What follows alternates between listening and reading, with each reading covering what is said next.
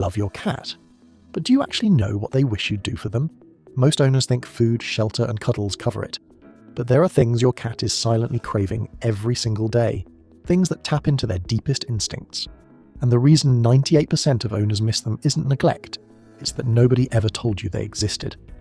Let's start with the one that changes everything. 1. Letting them hunt their food.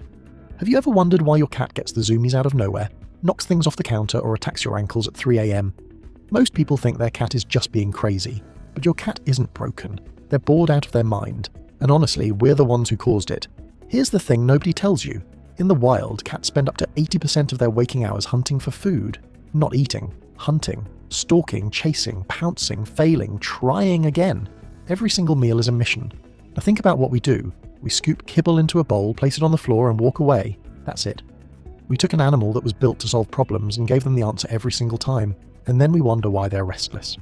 A study published in the Journal of Feline Medicine and Surgery found that cats given puzzle feeders showed a significant drop in stress behaviours and even lost excess weight. Not because the food changed, because their brain finally had something to do. So try this. Hide small portions of food around the house, use puzzle feeders, make them work for it, even just a little. You're not being mean, you're giving them back the one thing that makes them feel alive. And once you do, the chaos calms down, the ankle attacks stop, your cat starts acting like a completely different animal. And by the way, food isn't the only thing your home is getting wrong. Later in this video, I'm going to show you one mistake built into almost every home that is silently making your cat feel like they don't belong there. And the worst part is, you're looking right at it. 2. Running water sources. Have you ever noticed your cat refusing to drink from their bowl, but the second you turn on the faucet, they come running? Most owners think it's just a quirky thing their cat does, but it's not a quirk. It's a survival instinct, and it's telling you something important. They don't trust still water, and it makes perfect sense.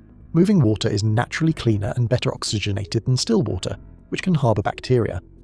On top of that, cats are wired to detect motion and sound, so running water is easier for them to find and far more appealing than a quiet bowl sitting in the corner. Here's something most people don't realise. Cats aren't natural water drinkers. In the wild, they get most of their hydration from the prey they eat, so they never developed a strong thirst drive the way dogs did. That means your indoor cat is already starting from a disadvantage, which is exactly why encouraging them to drink more matters so much.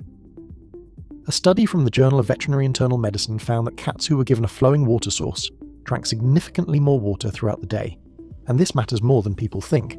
Cats are already prone to kidney disease and urinary issues, and chronic dehydration is one of the biggest silent causes. Your cat might be slowly underdrinking every day, and you'd never notice until something goes wrong.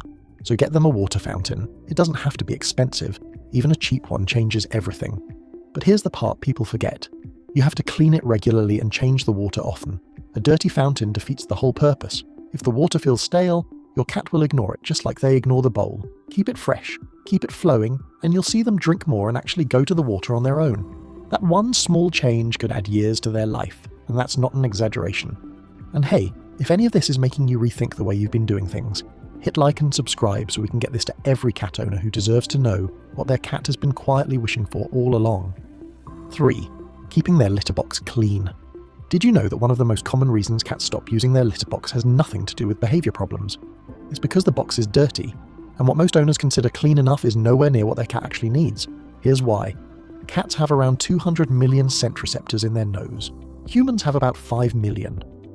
So that litter box you think smells fine, your cat is picking up every single thing in there, and for an animal that is hardwired to bury their scent to avoid predators, a dirty box doesn't just feel unpleasant, it feels unsafe. A study published in the Journal of Feline Medicine and Surgery found that cats showed a clear preference for clean litter and would actively avoid boxes that hadn't been scooped, even if it meant holding it in or going somewhere else entirely. That's not your cat being difficult. That's your cat telling you they can't use what you've given them, and it goes deeper than scooping. Most vets recommend fully replacing the litter and washing the box at least once a week, not just topping it off, actually dumping it, scrubbing it, and starting fresh. The buildup of ammonia from urine alone can irritate their respiratory system over time, especially in covered boxes where the smell has nowhere to go.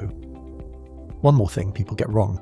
The rule is 1 litter box per cat plus 1 extra, so if you have 2 cats, you need 3 boxes.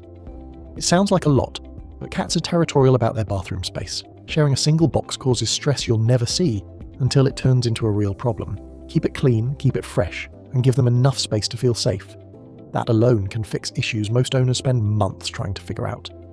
4. Scent sharing on purpose. Have you ever noticed your cat sleeping on your clothes, lying on your laptop bag, or curling up on something you just took off? Most people think their cat just likes soft things, but that's not what's happening. Your cat is seeking your scent, and it's one of the deepest ways they bond with you. Cats don't experience the world the way we do. For them, scent is identity.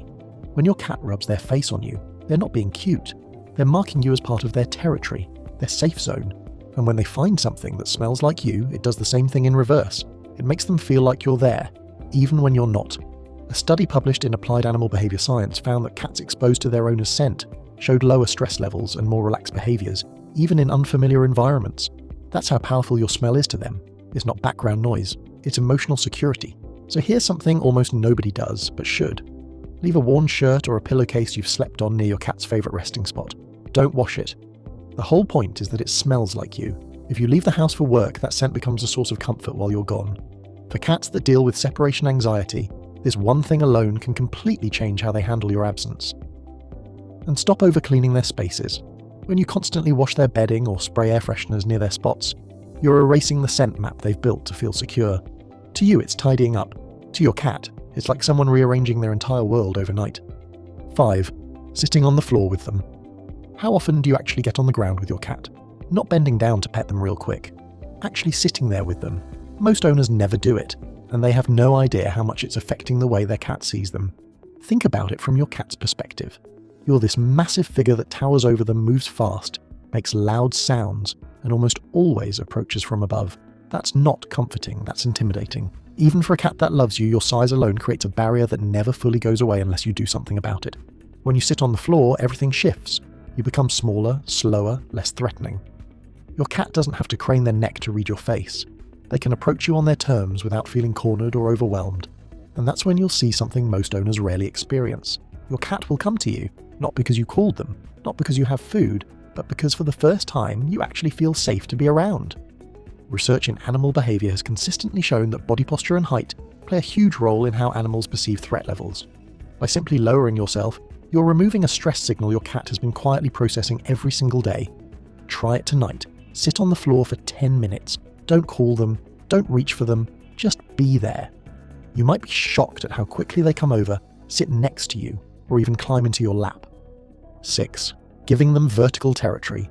Remember earlier when I said there's one mistake built into almost every home that is silently making your cat feel like they don't belong there?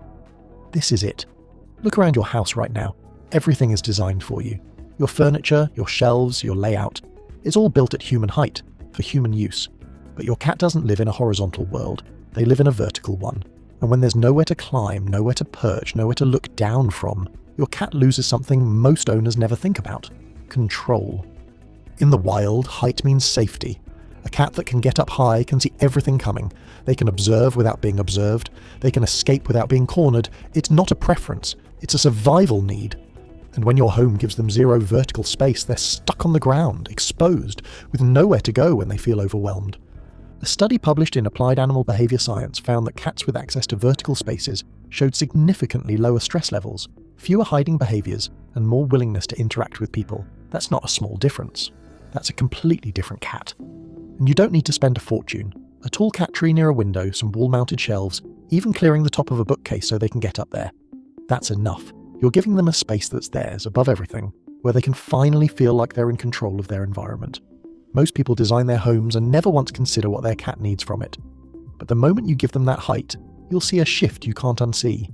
A calmer, braver, more present cat. One that finally feels like they belong,